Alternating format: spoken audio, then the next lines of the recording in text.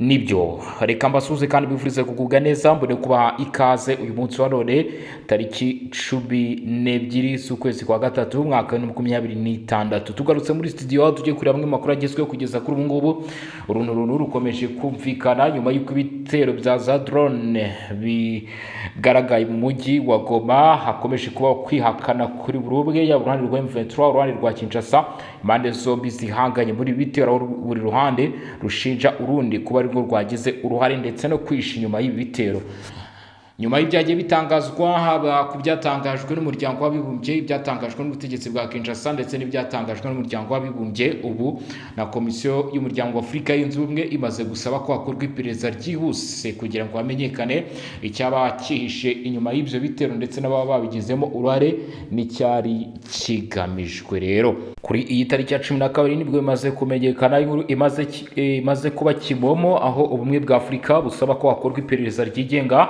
ku igitero rya drone cyabereye i Goma. Perezida wa komisiyo y'ubumwe bwa Afurika Mohamed Ali Yusufu yatangaje ko ahangayikishijwe cyane n'igitero cya drone cyavuzwe mu mujyi wa Goma umurwa mukuru na Kivu y'Amajyaruguru mu burasirazuba bwa Repubulika ya Demokarasi ya Kongo aho abarimo n'umukozi w'umuryango w'ushinzwe abana UNICEF ndetse yaje kubigwamo. Iki gitero kikaba cyangije n'imitungo muri bimwe mu bice bituwe n'abaturage. Mu itangazo ryashyizwe ahagaragara kuri wa kane tariki ya 12 Werurwe 2026 Perezida wa komisiyo y'ubumwe bwa Afurika yamaganye yivuye inyuma ibitero byose bishobora gushyira ubuzima bw'abasivili n'abakozi b'imiryango itabara imbabare mu kaga. Ashimangira ko ibyo bikorwa binyuranyije n'amategeko mpuzamahanga agenga intambara ndetse mu butumwa bwe Mohamed Ali Yusufu yasabye impande zose zifitanye amakimbirane mu burasirazuba bwa Repubulika ya Demokarasi ya Kongo kwitwara neza zikirinda ibikorwa bizatuma umwuka mubi wiyongera ndetse zigashyira imbere kurinda ubuzima bw'abaturage n'abakozi b'imiryango itabara imbabare ikora muri aka karere. Yagize ati komisiyo y'ubumwe bwa Afurika irasaba impande zose kwitwara mu bwitonzi bukomeye bakirinda ibikorwa byose bishobora kongera ubushyamirane kandi bagashyira imbere kurinda abasivile n'abakozi b'imiryango itabara imbabare bakora muri ako karere. Ati nanone turasaba ko hubahirizwa imbaraga ziri gushyirwa mu biganiro byo gushaka amahoro ndetse n'amasezerano y'agahenge agamije kugarura amahoro n'umutekano mu burasirazuba bwa Repubulika Iharanira Demokarasi ya Kongo. Umuryango umwe bwa Afurika urasaba iperereza ryigenga muri urwo rwego rwo gusobanukirwa neza ibyabaye. Ubutumwa bwa Afurika bwagaragaje ko hakenewe iperereza ryigenga kandi ritabogamye kugira ngo hamenyekane neza uko ibyo bitero byagenze n'ababigizemo uruhare. Perezida wa komisiyo y'ubumwe bwa Afurika yongeye gushimangira ko uwo muryango uzakomeza gukorana na guverinoma ya Repubulika ya Demokarasi ya Kongo, ibihugu byo mu karere ndetse n'abafatanyabikorwa mpuzamahanga mu gushaka igisubizo cya politiki kirambye ku kibazo cy'umutekano muke uri mu burasirazuba bwa Repubulika Iharanira Demokarasi ya Kongo. Agize ati ni ngombwa ko hakorwa iperereza ridafite aho ribogamye kugira ngo hamenyekane ukuri ku byabaye. Ubumwe bwa Afurika bukomeje kwiyemeza gukorana na guverinoma ya Repubulika ya Demokarasi ya Kongo, ibihugu byo mu karere n'abafatanyabikorwa mpuzamahanga mu gushaka igisubizo cya politiki kirambye, kugabanya urugomo no guteza imbere amahoro n'umutekano birambye muri aka karere. Abaguye muri icyo gitero nk'uko byatangajwe n'umutwe w'inyeshyamba wa M23 nibo babitangaje. Ati imibare y'agateganyo igaragaza ko nibura abantu 3 bamaze gupfa bazize ibyo bitero bya drone, muri bo harimo n'umukozi wa UNICEF wari uri mu kazi k'ubutabazi. Nyuma y'igihe kinini guverinoma ya Repubulika ya Demokarasi ya Kongo itaragira ikivuga kuri ibyo bitero, yaje gutangaza ko iperereza ryatangiye kugira ngo hamenyekane neza icyateye ibyo biturika byumvikanye mu rukerera rwo ku munsi w'ejo i Goma. Iki gitero cyongeye kuzabura impaka ku mutekano w'abakozi b'imiryango itabara imbabare bakorera mu burasirazuba bwa Repubulika ya Demokarasi ya Kongo, aho intambara imaze imyaka myinshi hagati y'ingabo za leta n'imitwe yitwaje intwaro itandukanye. Ishami ry'umuryango w'abibumbye rishinzwe guhuza ibikorwa by'ubutabazi OECA ryari riherutse gutangaza ko mu kwezi kwa Mutarama 2026 hagaragaye igabanuka ry'ibikorwa by'urugomo byibasira abakozi b'ubutabazi. Muri uku kwezi habaruwe ibyabaye 32 mu gihe mu kwezi k'Ukuboza 2025 byari 48.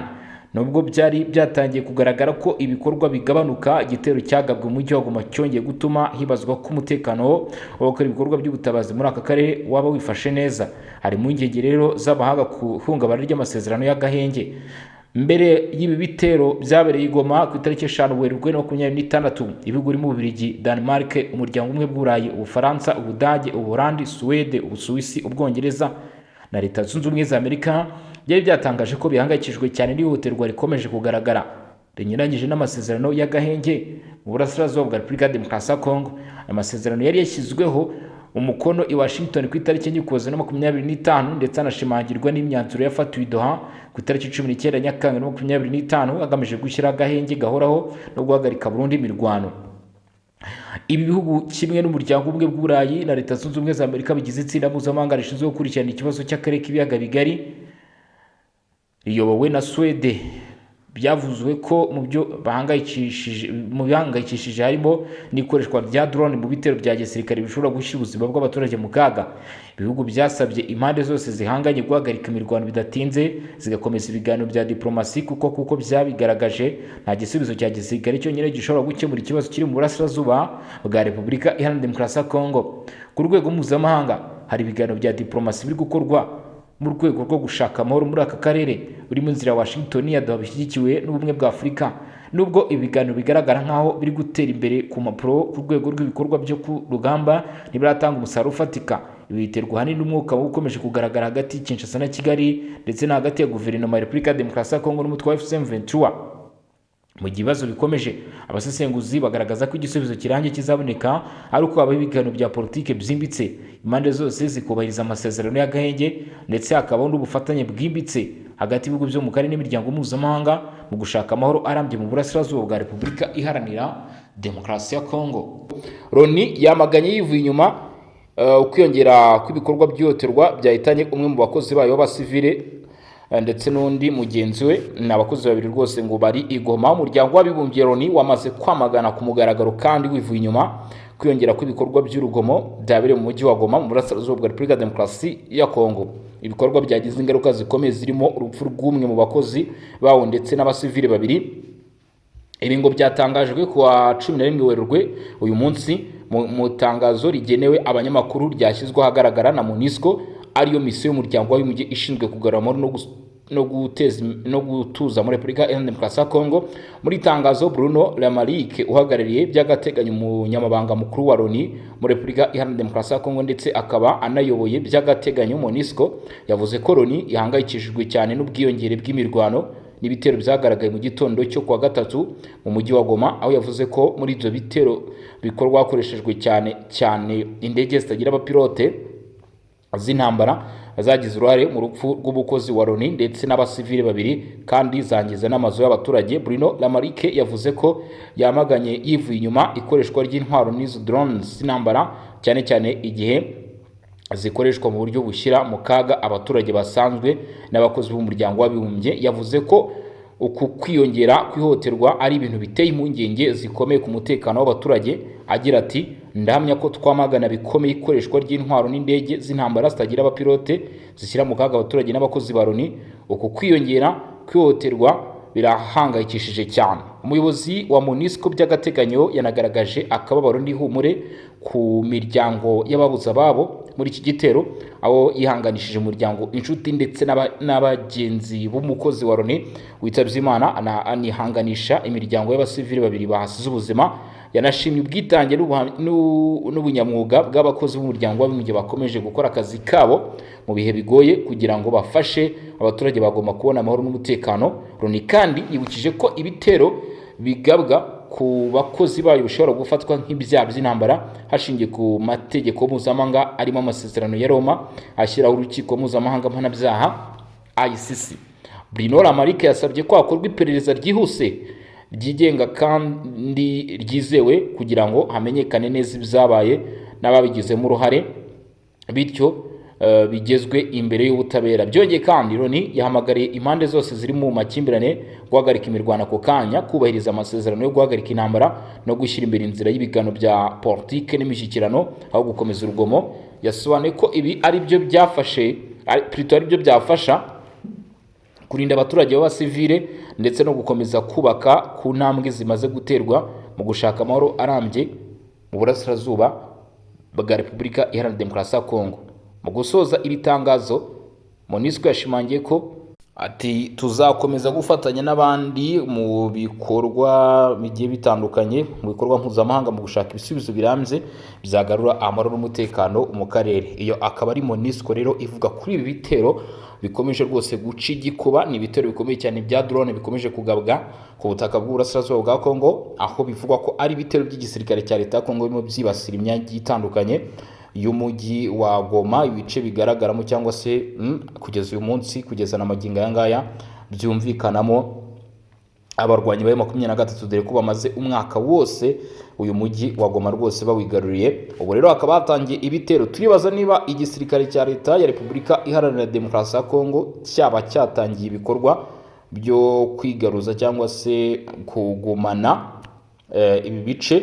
Dukurikije ibyavuye mu bushakashatsi bwa satellite, indege itagira abapilote yateye Goma, umurwa mukuru wa Kivu y'Amajyaruguru, bivugwa ko rero ngo yaturutse mu Rwanda. Ni amakuru harimo arajya ahagaragara avuga ko ngo iki gitero cyaba cyaturutse mu Rwanda. Hakibazwa rero iby'aya makuru. Aya nayo ni amakuru atangiye kugenda kwikwiswa cyangwa se atangiye kugenda avugwa. Hari icyo nakwita video rero yashyizwe hanze komoza kuri icyo kintu, bavuga bati iki gitero cyagabwe Goma byagenze gutya na gutya. Ndagira ngo iyi video y'ubusesenguzi nyifate nyishyire muri groupe yacu ya WhatsApp ya Songa Mbere, ivuga ko ngo iki gitero mwumva MONUSCO irimo iravuga ko cyahitanye benshi. Iki gitero mwumva kiri kumvikana mu mujyi wa Goma gihitanye abasivile babiri, bavuga ko cyaba cyaturutse ku ruhande rw'u Rwanda. Ese mu by'ukuri ni ukuri? Ibyo nawe uraza kubyirebera, niho muri buze kuza rero mutanga ibitekerezo byanyu cyangwa se inyunganizi, tumenye ngo ni ibiki. Gusa kuri ubu ngubu M23 iravuga ko ibi bitero birimo biragabwa n'uruhande rw'igisirikare cya leta ya Repubulika Iharanira Demokarasi ya Kongo, mu gihe Goma ihanganye n'amakuru avuga ko ngo icyo bita GPS cyangwa se Global Positioning System zamaze gushyirwa hasi, ariko uruhande rwa Kinshasa rukavuga ruti M23 nibyo irimo irivugisha. Gusa reka nkubwire noneho, nyuma y'ibyo MONUSCO itangaje, ishami ry'umuryango w'abibumbye ryita ku bibazo biri mu burasirazuba bwa Repubulika ya Demokarasi ya Kongo, nyuma yo kutangaza aya makuru, Lawrence Kanyuka cyangwa se M23 yo ni kirimo irabivugaho. Lawrence Kanyuka, impamvu muvuze ngira ngo murabizi ko niwe uvugira abo barwanyi ba M23, niwe rwose ubavugira mu itangazamakuru.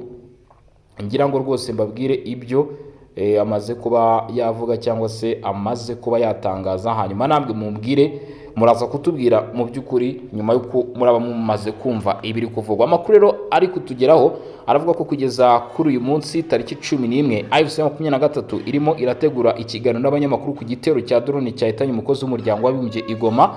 Umutwe wa AFC M23 watangaje ko uteganya kugirana ikiganiro n'abanyamakuru kuri wa gatatu tariki 11 Werurwe 2026 ku isaha y'isa 9 z'amanywa. Ibingibi rero M23 nyine yabivuze nyuma gato igitero. Iyo nama n'ubundi ikaba yamaze kuba inama yuje itangazamakuru ndetse na AFC M23. Ni mu itangazo bashyiraga hanze mu masagera kuri 3 atambutse cyangwa se ane hafi aho ngaho, nibwo izi nyeshyamba zari zimaze gushyira hanze itangazo zirimo zivuga ziti ibitero turimo kugabwaho n'isi musiga ni Karunda ni Karahutaka. Ni ibitero bikomeye, byo ntabwo wavuga ko ari ibitero byoroshye, kuko mw'abantu mu bitero bikomeje gutigisa M23 ku buryo budasanzwe. Nababwiye nti ibitero bya drones nibyo biri kugaragara rwose ko igisirikare cya leta ya Repubulika Iharanira Demokarasi ya Kongo kirimo kirakoresha mu buryo bugaragara. Nibyo bitero barimo kugira iki barimo gukoresha. Hanyuma rero hari andi makuru amaze kuba yatugeraho, na makuru aturutse muri Kivu y'Amajyepfo. Aya makuru nayo ntago mu by'ukuri nareka ko yakubwira, reka nabyo tugira iki tubigarukeho wumve nabyo. Ese mu by'ukuri ukuri kwabyo ni ukuhe? Ukuri kwabyo ni ukuhe rwose? Reka nabyo tubigarukeho twumve uko byifashe mw'abantu mwe. Namakuru rero amaze kuba yatugeraho kugeza kuri uyu mugoroba, byabereye muri Kivu y'Amajyepfo. Ni mu mirwano nanone ikomeje guhuza itsinda ry'umutwe wa 23 n'uruhande rwa Repubulika Iharanira Demokarasi ya Kongo. Kivu y'Amajyepfo, ingabo za FARDC zatangaje ko zarashe drone 3 zivuga ko ari z'u Rwanda, zinata muri yombi abarwanyi benshi ba AFC M23. Ingabo za Repubulika ya Demokarasi ya Kongo FARDC zatangaje ko kwa kabiri tariki ya 10 Werurwe 2026 zarashe drone 3 z'intambara zivuga ko zari z'umwanzi mu gace ka Mikenge kari mu ntara Kivu y'Amajyepfo uburasirazuba bwa Repubulika Iharanira Demokarasi ya Kongo. Aya makuru yatangajwe n'umuvugizi w'ibikorwa bya gisirikare bya Sokora ya kabiri mu gice cya Kivu y'Amajyepfo, Liyetona Mbuyi Kalonji Ligan, wavuze ko izo ndege zitagira abapilote drones zivuga ko zari z'ingabo z'u Rwanda Defense Force zifatanyije nabo bafatanya bari mu mutwe wa FCM 23. nk'uko ubuyobozi bw'igisirikare bwa Congo bubivuga ngo izo drone zaba zinjiye mu kirere cya Congo mu buryo bunyuranyije n'amategeko, bikaba ariyo mpamvu ingabo za FARDC zahise zifatamo icyemezo cyo kuzirasa kugira ngo zirinde ubusugire bw'ikirere cy'igihugu. Mu itangazo rya Lieutenant Mbuyi Kalonji Reagan yavuze ko iki gikorwa gifatwa nk'ikindi gikorwa cyo gushotorana ndetse kikaba kibangamiye amasezerano ya Washington aherutse gusinywa mu rwego rwo kugabanya umwuka mubi n'umutekano muke mu burasirazuba bwa Repubulika ya Demokarasi ya Congo. Aya masezerano ya Washington yari agamije gufasha impande zitandukanye zigize amakimbirane mu karere kagabanya ibikorwa bya gisirikare, kubahiriza imipaka y'ibihugu ndetse no gushaka ibisubizo bya diplomasi bishobora gutuma amahoro agaruka mu burasirazuba bwa Congo. Ubuyobozi bwa FARDC bwavuze ko nubwo hari ibyo bushinja u Rwanda nabo bafatanya, ingabo za Congo ziguma ziteguye kandi ziri maso kugira ngo zirinde umutekano w'igihugu n'ubusugire bwacyo. Lieutenant Kalonji Reagan yagize ati ingabo za FARDC ziracyari maso, zifite imyitwarire ya kinyamwuga kandi ziteguye kurinda ubusugire n'ubwigenge bwa Repubulika Iharanira Demokarasi ya Congo. Uretse kurasa izo drones, ingabo za Congo zatangaje kandi ko abarwanyi 25 bafitanye isano n'umutwe wa AFC/M23 bamanitse amaboko bagashyira intwaro hasi bakishyikiriza ingabo za FARDC mu duce twa Mikenge ndetse na Kakenge. Nk'uko byatangajwe n'igisirikare cya Congo, abo barwanyi bahisemo gushyira hasi intwaro ku bushake, bavuga ko batagishaka gukomeza imirwano. Ubuyobozi bwa FARDC buvuga ko abo bantu bari gufatwa hakurikijwe amategeko ya gisirikare kandi ko bashobora gushyirwa muri gahunda zifasha abarwanyi bava mu mitwe yitwaje intwaro gusubizira mu buzima busanzwe. Iki gikorwa kibaye mu gihe umutekano mu burasirazuba bwa Repubulika ya Demokarasi ya Kongo ukomeje kuba ikibazo gikomeye, aho hakomeje kumvikana imirwano hagati y'ingabo za leta n'imitwe itandukanye yitwaje intwaro, cyane cyane mu ntara za Kivu y'Amajyaruguru na Kivu y'Amajyepfo. Abasesenguzi bavuga ko amakuru nk'ayo akomeje kongera umwuka mubi mu mubano hagati ya Kongo n'u Rwanda, mu gihe buri ruhande rukomeza gushinja urundi uruhare mu bibazo by'umutekano muke muri aka karere. Nubwo bimeze bityo, imiryango mpuzamahanga n'ibihugu bitandukanye bikomeje gusaba impande zose kugabanya ibikorwa bya gisirikare, gushyira imbere ibiganiro bya diplomasi no gushaka ibisubizo birambye byagarura amahoro mu karere k'ibiyaga bigari. Nk'uko rero amakuru abitugaragariza kugeza kuri uyu munota cyangwa se kugeza na magingo aya ngaya, nibikomeje kugenda bivugwa, nibikomeje kugenda bigarukwaho. Nanone hari rero ibyavuzwe nyuma ya nama uwo bita Lawrence Kanyuka yavugaga, hari ibyakurikiyeho cyangwa se bimaze gutangazwa. Ni inama rero yahuje ndayita inama ariko ni press conference cyangwa se n'ikiganiro n'itangazamakuru cyahuje bamwe mu bayobozi b'umutwe wa 23 ndetse n'itangazamakuru bagira ibyo bavuga ku gitero cyari kimaze kumvikana, aho bamwe bavuga ngo icyo gitero ahubwo gishobora kuba cyakozwe nkana. Ndaje ngushyire iyo video muri group yacu WhatsApp, unyarukire ugende uyirebe urebe nawe uko birimo biratangazwa. Igoma, Colonel Nanga yashinje FARDC kuba inyuma y'igiturika cyabaye mu gitondo, aho avuga ko cyari kigamije kwica abayobozi ba AFC/M23. Umuyobozi wa politike w'iro AFC/M23 kuri Nanga yatangaje ko igiturika cyabaye mu gitondo cyo kuri uyu munsi mu mujyi wa Goma mu ntara Kivu y'Amajyaruguru mu burasirazuba bwa Repubulika ya Demokarasi ya Kongo, cyaba cyakozwe n'ingabo za leta ya Kongo FARDC. Nanga bivuze mbere yuko hasohoka ibisubizo by'iperereza rikiri gukorwa ku cyateye icyo giturika cyateje impungenge mu baturage bo muri uwo mujyi. Mu magambo ye, Colonel Nanga yavuze ko ibyo byabaye Igoma bitari igitero gisanzwe cya gisirikare, ahubwo ko byari igikorwa cyateguye kigamije kwica abayobozi bakuru ba politike n'abagisirikare b'umutwe wa AFC/M23. Yavuze ko mu bantu bari bagamijwe muri icyo gitero harimo we ubwe Colonel Nanga ndetse n'umuyobozi wa gisirikare w'uyu mutwe General Sultan Makenga. Uko Nanga bivuga, igitero cyakozwe hakoreshejwe uburyo bwihariye bw'intambara bugamije kugaba igitero ku bantu runaka aho kuba ingabo ziri ku rugamba. Yemeje ko ari igikorwa abona nk'igerageza ryo guhitana abayobozi b'uyu mutwe, ibi navuga ko bishobora kurushaho gukaza umwuka mubi mu ntambara iri mu burasirazuba bwa Repubulika ya Demokarasi ya Kongo. Aya magambo ya Colonel Nanga aje mu giperereza ku cyabaye riri gukorwa, kandi nta rwego rwigenga cyangwa mpuzamahanga ruratangaza ku mugaragaro waba nyirabayazana w'icyo gitero. Ku rundi ruhande, ubuyobozi bwa leta ya Kongo n'ingabo za FARDC ntibwari bwahise butanga ibisobanuro birambuye ku byo Nanga yabashinje. Icyakora iki giturika cyabereye mu mujyi wa Goma gikomeje guteza impungenge mu baturage, cyane ko kije mu gihe aka karere kamaze igihe karimo umutekano muke n'imirwano hagati y'ingabo za leta ya Kongo n'umutwe wa FCM23. Abasesenguzi mu bya politiki n'umutekano bavuga ko gushinjanya hagati y'impande ziri mu makimbirane bishobora kurushaho gukaza umwuka mubi, cyane cyane mu gihe kiri gushakishwa ibisubizo bya diplomasi n'imishyikirano bishobora gufasha kugarura amahoro mu burasirazuba bwa Repubulika ya Demokarasi ya Kongo. Mu gihe iperereza rikomeje, amaso y'abaturage ndetse n'imiryango mpuzamahanga ikomeje kureba ibisubizo bizatangazwa kugira ngo hamenyekane ukuri ku byabereye i Goma n'uwaba ari inyuma y'icyo gitero cyateje impagara muri uyu mujyi nyuma yo guhitana bamwe mu bayobozi bagiye batandukanye nk'uko twagiye tubigarukaho. Iki gitero rero kikaba cyahise giteza icyo twakwita nk'ubwega, aho abenshi bakomeje kwibaza bati se ni igisirikare cya leta ya Kongo kiri inyuma y'iki gitero? Niyo 23 iri iki gitero se ari 23 yabifitemo izihe nyungu? Mu karere rero Minisitiri Dr Bizimana yanyomoje amakuru aherutse gutangwa n'umuhungu wa Habyarimana. Ni Minisitiri w'Ububanyi n'Amahanga ni Minisitiri bumwe bw'Abanyarwanda n'inshingano mboneragihugu Dr Bizimana Jean Damascene w'u Rwanda yanyomoje umuhungu wa Habyarimana Juvenal wayoboye u Rwanda Jean-Luc Habyarimana, wavuze ko urukiko mpuzamahanga rwashyiriweho u Rwanda rutigeze ruhamya ko Jenoside yakorewe Abatutsi yateguwe. Dr Bizimana yagaragaje ko ibivugwa na Jean-Luc Habyarimana ari ibinyoma byambaye ubusa kuko ICTR yemeje ko hadashobora kuba Jenoside hatabaye umugambi wo gukora icyo cyaha cyangwa hatabaye kuyitegura. Ati mu byemezo byayo byose ICTR yemeje ko Jenoside yakorewe Abatutsi yabaye mu Rwanda hari mu mugambi wo gutsemba Abatutsi. Ingingo ya mbere Dr Bizimana yongeye kwibutsa ni urukiko rwagaragaje ko hatabaho Jenoside nta mugambi wo kuyikora wabayeho. Itegeko mpuzamahanga ku kurwanya Jenoside ryo ku itariki 9 Ukuboza 1948 ntabwo ryavugaga neza ijambo gutegura, ariko ryakoreshaga kugambirira gukora. Ingingo yaryo ya kabiri Bizimana yerekana ko Jenoside ikorwa igihe hari umugambi wo kwica itsinda runaka cyangwa guteza ibikomere bikomeye ku mubiri cyangwa mu mutwe ku bagize iryo tsinda, gushyira abagize iryo tsinda mu mibereho igamije kurimbura yaba burundu cyangwa igice cyaryo, gufata ingamba zigamije kubuza iryo tsinda kubyara cyangwa kwimura ku ngufu abana baryo bakajyanwa mu rindi tsinda. Ibi byose bikozwe bigamije kurimbura burundu cyangwa igice itsinda runaka rishingiye ku bwenegihugu, ku bwoko, ku ibara ry'uruhu cyangwa ku dini ryaryo. Ati ni itegeko mpuzamahanga ku cyaha cya Jenoside.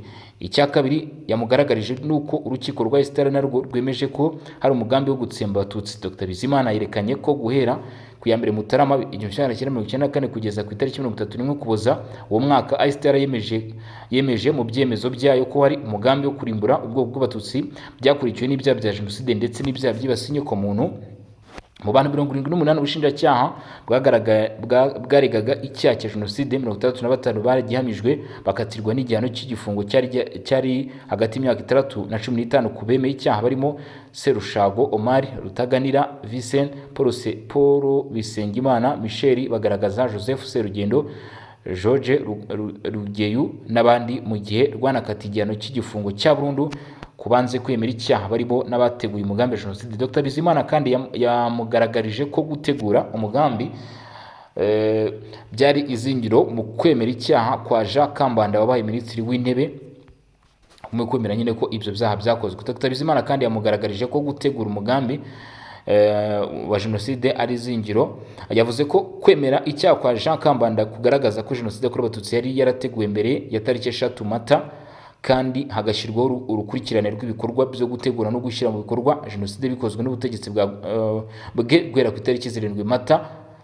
Muri ibyo bikorwa harimo gutegura Jenoside no mu nama z'inama y'abaminisitiri, inama z'abasirikare bakuru n'abayobozi ba gendarmerie n'inama zo gutegura no gusuzuma ishyirwa mu bikorwa rya Jenoside. Hari imyitozo ya gisirikare n'intwaro zahawe interahamwe gutegura uburyo ubwicanyi buzakorwa.